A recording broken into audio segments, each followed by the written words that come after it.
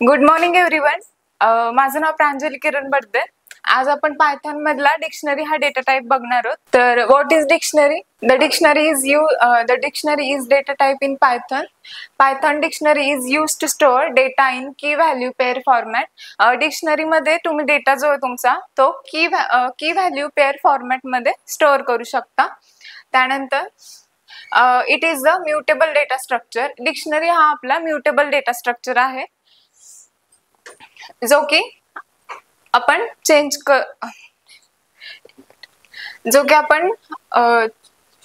करू शकतो. Keys must be a single element. Value can be any type. म्हणजे keys ज्या आहेत त्या युनिक असायला हव्यात तुमच्या, त्या डुप्लिकेट चालत नाहीत. Such as list, tuple, integer etcetera. Value मध्ये तुम्ही लिस्ट, टपल, इंटेजर ह्या व्हॅल्यू देऊ शकता. Keys are immutable type. कीजचा जो टाइप आहे तो इम्युटेबल आहे. How to create dictionary syntax.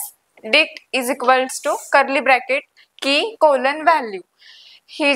इथे तुम्ही तुमची की देऊ शकता आणि व्हॅल्यू तुम्हाला जी काय हवी ते तुम्ही देऊ शकता आणि त्यानंतर कॉमाने तुम्ही सेपरेट करू शकता. एक्झाम्पल दिले इथे. डिक्शनरी दिली आहे. नेम हीच आपली काय झाली, की झाली. त्यानंतर नेहा ही त्याची व्हॅल्यू दिली आहे. मार्क्स ही पण एक की झाली, त्याची व्हॅल्यू 91 दिली आहे. त्यानंतर multiple key value pairs and curly brackets are indicates it in dictionary. म्हणजेच की व्हॅल्यू पेअर आणि कर्ली ब्रॅकेट जर दिसले तर ती आपली डिक्शनरी होऊ शकते. त्यानंतर the empty curly brackets use to create empty dictionary. Suppose तुम्हाला एखादी एम्प्टी डिक्शनरी क्रिएट करायची आहे तर तुम्ही कर्ली ब्रॅकेटनी ती दाखवू शकता. इथं एक्झाम्पल पण दिलेलं आहे त्याचं. त्यानंतर what is functions in dictionary. जसं मग अशी श्रावणी बोलली की आपली कामं फास्ट होण्यासाठी आपल्याला फंक्शन्स हे उपयोगी पडतात. तसंच मग डिक्शनरीमध्ये सुद्धा आहेत दिस फंक्शन्स. त्यामध्ये लेंथ आहे. अजून आपण पुढे बघूयात. दिस पण हे फंक्शन्स ओनली तुमच्या व्हॅल्यूवरती अप्लाय होतात, की वरती अप्लाय होत नाहीत. म्हणजेच काय, this functions work only on integer and float data types. It's only returns values of key. Length हे आपलं फंक्शन आहे first. It gives the total length of the dictionary. तुमच्या सिंटॅक्स आहे length circle bracket dictionary underscore name. Example पण बघू शकता. Example इथे दिलेलं आहे प्रिंट लेंथ. तर मग याची लेंथ काय येईल, 3. मी इथे आउटपुट पण दिलेलं आहे 3 हे आउटपुट. म्हणजेच काय 1:10 ही एक आपली लेंथ झाली 1.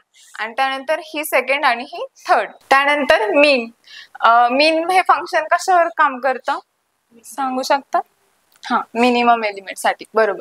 It gives the minimum values from की ऑफ डिक्शनरी. इथे पण तुमच्या ज्या कीज आहेत त्याच इथे रिटर्न होतील. म्हणजेच काय min square bracket dictionary underscore name डीज. इथे एक्झाम्पल पण दिलेले आहे. यातलं मिनिमम काय असेल 1 ही की आपल्याला रिटर्न होईल. त्यानंतर मॅक्स पण सेम आहे. It gives the maximum values from की ऑफ डिक्शनरी. त्याचा सिंटॅक्स आहे मॅक्स. इथे जसं वर आहे तसंच मीनच्या जागी फक्त इथं मॅक्स आहे. एक्झाम्पल पण हे सेम दिलेलं वरच. यामध्ये काय येईल मॅक्स 4. बरोबर. त्यानंतर sum. It gives the sum of keys of the dictionary. इथं सिंटॅक्स पण आहे sum square bracket dictionary underscore name square bracket complete. त्यानंतर डी इज इक्वल्स टू हे एक्झाम्पलच आहे. याच्यात सम काय येईल आपली 7. बरोबर. कारण या कीचीच आपण सम होईल. मग 7 हे फंक्शन 7 हे व्हॅल्यू आपल्याला रिटर्न होईल. थँक्यू. कोणाला एक क्वेश्चन आहे समजलंय? नाही चालत, कारण की ही सिंगल एलिमेंट मध्ये युनिकच असायला हवी. डिक्शनरी मध्ये की आणि व्हॅल्यूज कंपल्सरी असतात. हो कंपल्सरी असतात. हो दोन्ही पण द्यावे लागतात. की व्हॅल्यू देऊ शकतेस तू त्यामध्ये. म्हणजे ते पेअर फॉर्मॅटच आहे त्याचा, की आणि व्हॅल्यू द्यावी लागते. थँक्यू.